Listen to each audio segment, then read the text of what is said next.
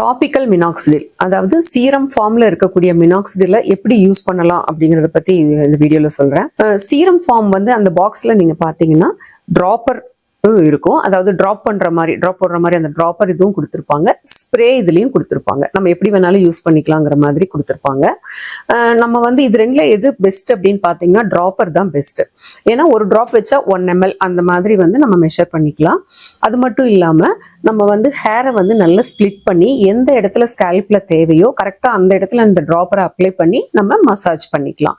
But இந்த spray use பண்ணும்போது என்ன ப்ராப்ளம் இருக்குன்னா, இப்போ நம்ம ஹேர் லாஸ் ஆன ஏரியால நம்ம ஸ்ப்ரே பண்ணோம்னா அது சரௌண்டிங் ஹேர்ஸ்லயும் ஸ்ப்ரே ஆகிறதுக்கு வாய்ப்பு இருக்கு. அந்த மாதிரி ஸ்ப்ரே ஆகும்போது அந்த ஹேருக்கு வந்து ரொம்ப ட்ரைனஸ் வர்றதுக்கு வாய்ப்பு இருக்கு. இப்போ ஃபீல் பண்ணி பார்த்தா ரொம்ப ட்ரையா இருக்கிற மாதிரி ஃபீல் ஆகும்.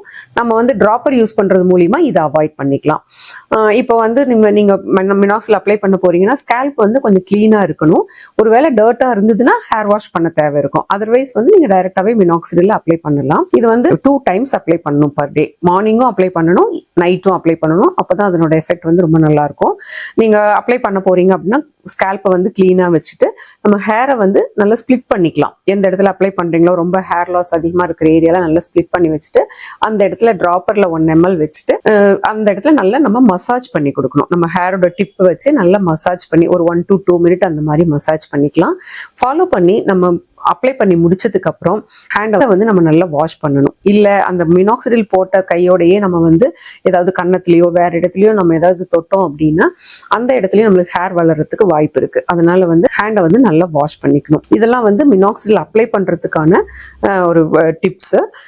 இப்போ நம்ம வந்து முன்னாடி நான் சொன்னேன் உங்களுக்கு பெர்சன்டேஜ் வந்து 2% அவைலபிளா இருக்கு, 5% அவைலபிளா இருக்கு, 10, 12 இவ்வளோ பெர்சன்டேஜஸ்ல மினாக்சிடில் அவைலபிளா இருக்கு. பட் ஃபீமேல்ஸ்க்கு வந்து நம்ம வந்து 2% and 5% மட்டும்தான் நம்ம ப்ரிஸ்கிரைப் பண்றோம். அதே மேல்ஸுக்கு வந்து பாத்தீங்கன்னா 10, 12 சிவியர் பால்னஸ் இருக்கிறவங்களுக்கு 12% வரைக்கும் கூட நம்ம அட்வைஸ் பண்றோம். நம்ம பேசிக்கா இந்த மினாக்சிடில் பத்தி ஒண்ணு புரிஞ்சுக்கணும். என்னன்னா இந்த மினாக்சிடில் வந்து நம்ம ஸ்கேல்ப்ல இருக்கக்கூடிய அண்டர்லைங் டிசீஸை வந்து கண்டிப்பா ட்ரீட் பண்ணாது. இப்போ ஏதாவது உங்களுக்கு வந்து நம்ம ஆண்ட்ரோஜெனிக் அலோபேஷியாவா இருக்கு, இல்ல வேற ஏதாவது ஹார்மோனல் டிஸ்டர்பன்ஸ் இருக்கு, அதையெல்லாம் வந்து இந்த மினாக்சிடில் ட்ரீட் பண்ணாது. அதை வந்து நம்ம புரிஞ்சுக்கணும். அது மட்டும் இல்லாம இந்த மினாக்சிடில வந்து நீங்க கண்டினியூஸா யூஸ் பண்ற வரைக்கும் அதனோட எஃபெக்ட் இருக்கும்.